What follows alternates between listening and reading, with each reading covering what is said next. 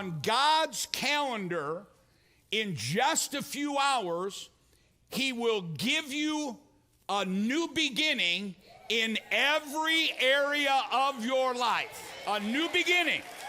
Now, a lot of people say, well, but we have Jesus. We don't need these things. And I don't have time to teach it all. But when we talk about the feast in the Bible, Passover, Pentecost, Shavuot, Sukkot, Rosh Hashanah, Yom Kippur, the Lord, when we read it, the Lord says, these are my feasts. So this evening is what's called the Rosh Hashanah, when God opens up the book of life. Someday he'll do that forever. But until that, Rosh Hashanah is a shadow of things to come. Because of what Jesus has done, someday you and I will stand before the Lord, and he will open the book of life, and he will say, is Larry Huch's name written in the Lamb's book of life? And the angel will say, yes, he's written in the book of life. And then the Lord will say, what has he done to Tikkun Olam? What's he done to make the world a better place? And they will read the list off. That's what Revelation's saying. When the Lord comes, he's coming with his reward with him. Because when the Lord comes, he wants to crown you.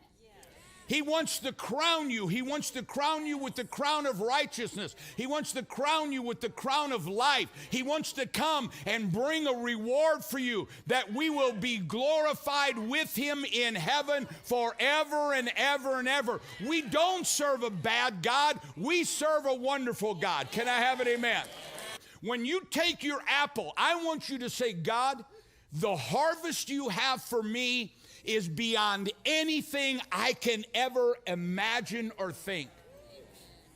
Say, oh, that's just hyper faith. You cannot imagine the things that God has prepared. Oh, come on, somebody.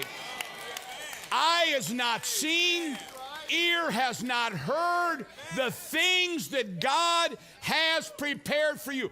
When you take the honey today, if you're by yourself, just say to yourself, I can't even imagine the harvest that God has for me.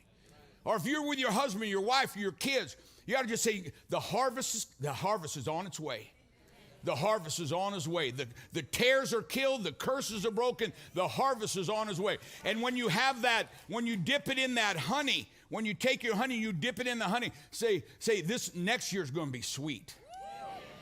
No more fighting, no more bickering, no more arguing, no more.